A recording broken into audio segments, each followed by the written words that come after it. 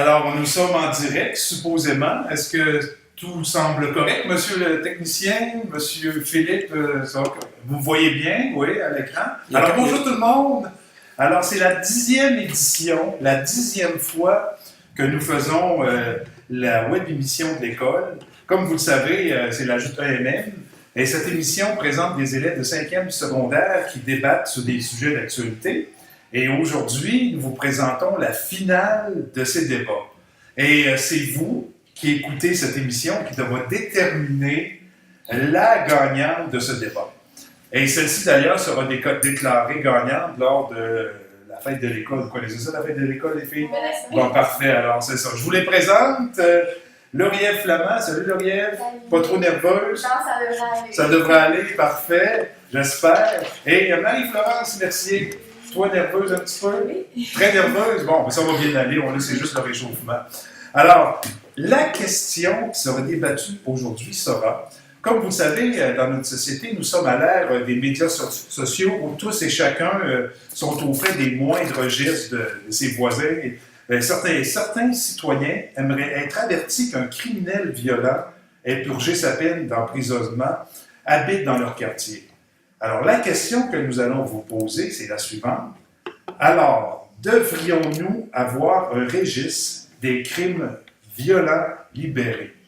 Alors, c'est un registre qui aura lieu dans le quartier, et lorsque chez nous, je pourrais savoir qu'à tel endroit, il y a un criminel violent. Pour bien voter, tout le monde, vous devez écouter attentivement le débat, bien sûr, et ce n'est pas un vote de popularité, bien évidemment. Voici les critères pour faire un bon choix. Vous devez vous référer aux critères suivants que vous allez voir. Premièrement, est-ce que les arguments sont bons? Est-ce que ça se tient, leur argument? Alors, la pertinence et la cohérence des arguments. Deuxième, la facilité de s'exprimer dans un bon français. Ça, c'est la deuxième. Et être le plus naturel possible dans le débat. C'est les trois critères qui sont importants. Alors, pour cette question, vous êtes prêts? Oui. Est-ce que tout le monde est prêt? Alors, parce que vous allez voter, vous autres là, dans quelques instants. Alors, bonne chance à vous deux. Merci. Et on commence par toi. 45 secondes, débat et on termine. Ça va? Oui. On y va.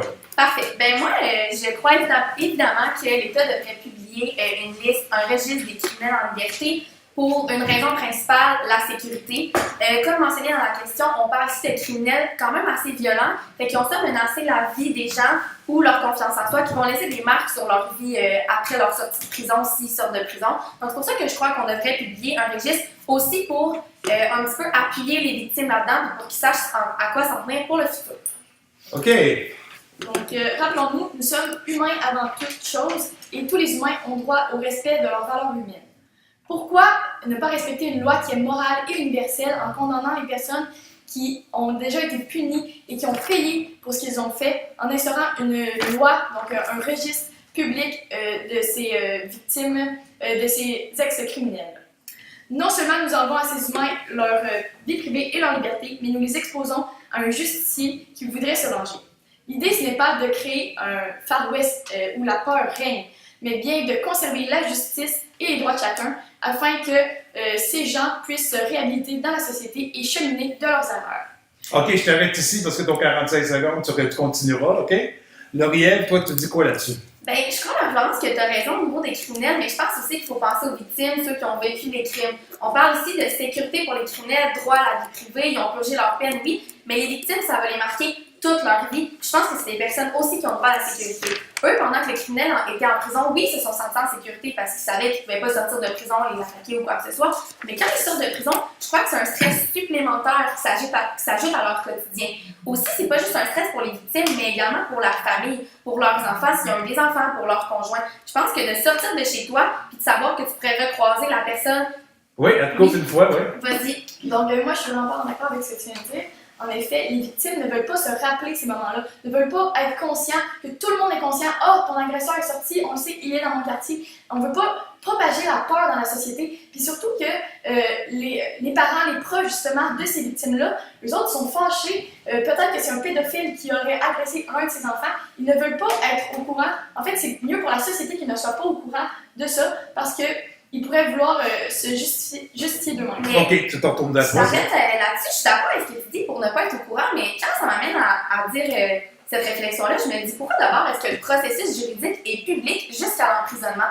Si on ne veut pas semer la peur dans la société puis pas mettre les gens au courant, pourquoi est-ce que les gens ont le droit de se rendre au palais de justice, assister à plusieurs procès comme celui d'Alexandre Bissonnette, celui qui a tué des gens à la mosquée? Pourquoi est-ce que d'abord, on ne mettrait pas tout le processus qui est privé? C'est ça mon questionnement pour ce Mais en fait, c'est pas ça la question. Là, toi, ce que tu veux, c'est mettre le registre après, donc rendre ça encore plus public. Là, tu parles d'apporter tout ça privé, mais là, la question, c'est toi, tu veux rendre ça plus public. Mais je crois que c'est une logique qui est à suivre. Si le début du procès est public, je pense que les victimes, dans le fond, ils acceptent. Si on veut rendre ça privé, si on ne veut pas publier le registre, il faudrait tout rendre le processus privé. Je crois que c'est pas possible. Oui, vas-y. Mais en fait, si quelqu'un qui tue quelqu'un, il y a plus que 25 ans de prison à faire. Ouais. Donc 25 ans après, est-ce que les gens ont vraiment envie de se rappeler un drame comme ça, faire revivre ça à toute la société, faire revivre ça aux proches des victimes, écoute, c'est tellement un cas qui est gros. Ce qu'on veut en parlant un peu de tout ça avant le procès, donc avant qu'il soit emprisonné, c'est de faire comprendre aux gens qu'il y a de telles choses qui arrivent dans notre société, il faut que ça change. Mais après, on ne veut pas s'en rappeler. On ne veut pas se rappeler que ces gens sont venus dans notre société parce qu'on ne veut pas propager la peur. Je comprends tout ça, mais il y a le sénateur Pierre-Hugues Boisvenu qui s'est penché sur la question. Puis lui, il s'est penché surtout sur les délinquants sexuels, mais je pense que son étude peut s'appliquer à plusieurs autres choses. Il a mentionné qu'il y avait un taux de récidive de 80%, peut-être pas pour ceux-là qui tuaient les gens, mais pour les délinquants sexuels du moins, donc les pédophiles qui ont purgé une peine, qui ont, à mon avis, brisé la vie autant qu'avoir tué quelqu'un, qui a brisé la confiance en soi. Donc, un taux de récidive de 80%. Un taux de récidive, ça veut dire qu'il recommence son acte. Fait que je pense que si on publiait un registre des criminels en liberté, premièrement, ça pourrait un peu aider le criminel à ne pas reproduire son acte parce qu'il ne serait pas soumis à toutes les tentations. Moi, de savoir qu'un criminel, un pédophile dans mon quartier, mettons que j'ai 2 enfants, clairement que j'y penserais 2 fois avant d'aller dans ce quartier. Oui. Je ne suis pas d'accord avec ce que tu veux dire. Selon moi, justement, ils vont être plus portés à recommencer ce qu'ils ont fait, puisque s'il y a un registre qui est mis, où leur nom. Oui, t'as pas. Oui, vas-y. Peut-être qu'ils vont être plus portés, mais par contre, les tentations vont être moins grandes parce que les gens vont avoir peur, vont vouloir s'isoler de cette situation-là. OK, vas-y. Mais je ne pense pas à ça parce que les agresseurs ne pourront plus jamais se trouver d'emploi, ne pourront plus jamais avoir de logement. Leur vie au complet va être détruite à cause de ça. Donc, eux autres vont se dire « Wow, tant qu'à avoir toute ma vie de gâchée, je vais retourner dans le crime, je suis presque mieux en prison. » Parce qu'ils ne pourront même pas pouvoir se nourrir, ils ne vont même pas pouvoir... Écoute, ils repartent à zéro quand ils sortent de prison, ils repartent avec absolument rien. S'ils repartent, en plus, avec la population sur le dos, donc toute la société sur son dos, c'est sûr qu'ils vont continuer dans le crime parce qu'ils n'ont rien d'autre à faire. Parfait. Là, je pense que, par exemple, pour faire une différence, le registre, c'est sur consultation volontaire. C'est pas quelqu'un qui le reçoit par la poste. OK, il y a telle personne dans ton quartier qui est dangereux. Si tu veux le savoir, tu vas le voir. Puis deuxième chose, je sais pas si tu le sais, mais les employeurs ont le droit d'avoir de voir le casier judiciaire d'une personne. Fait que là, tu dis qu'ils vont perdre leur possibilité d'emploi, mais on s'entend qu'un employeur regarde le casier judiciaire. S'il sait que son enseignant qui applique pour être prof des UQ a un passé de pédophile, qui ait un registre ou non, il ne sera pas embauché. Oui.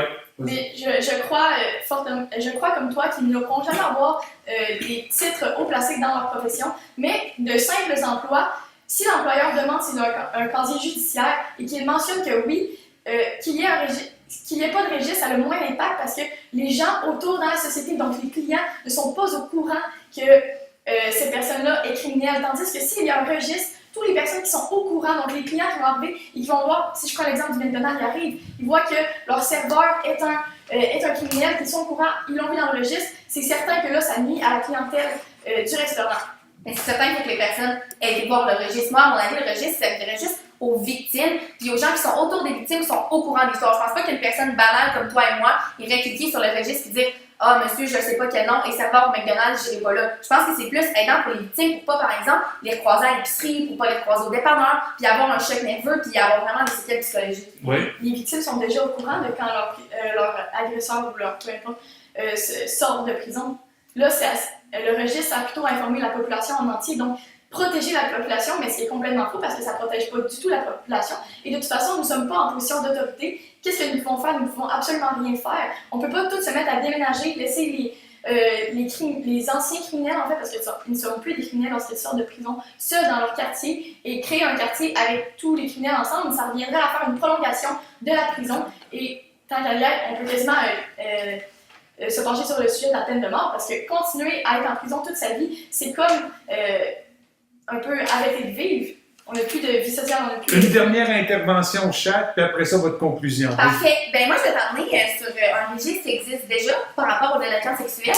Puis je pense que si ce registre-là, sur les délinquants, en fond, c'est le RNDS, c'est un registre qui est accessible à tout le monde sur Internet, sur les délinquants sexuels. Fait que c'est seulement sur ceux qui ont fait des agressions sexuelles qui ont été des pédophiles. Fait que moi, c'est autant de criminels, à mon avis, que quelqu'un qui a tué quelqu'un. Je pense qu'on peut qualifier ça au même type ou du moins très proche. Fait que je me dis que s'il y a un registre qui existe déjà pour ça, qu'on n'en entend pas parler plus que ça, donc les gens s'en font pas avec ça, je ne sais pas pourquoi on ne pourrait pas en faire un également pour les criminels. Mais en fait, c'est sûrement parce que les gens ne sont pas au courant qu'il y a ça, mais si on instaure ça, c'est certain que la population entière va être au courant de ça. Ben, on a déjà instauré un registre, la population est au courant quand même.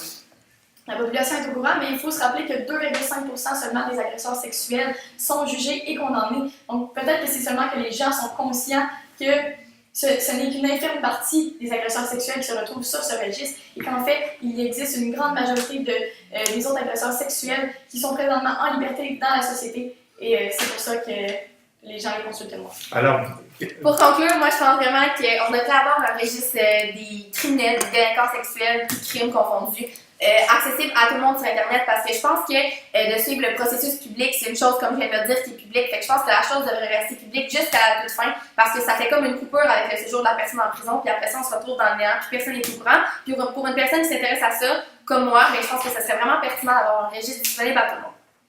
Ce n'est pas en stigmatisant ou en collant une étiquette sur le front de ces ex-criminels que nous allons les aider à se réhabiliter dans la société. Et ce n'est certainement pas un simple registre qui va assurer la sécurité de la population. En effet, c'est en mettant en place des ressources humaines dans notre système carcéral afin d'accompagner ces ex-criminels, ces ex-détenus et les aider à cheminer de leurs erreurs.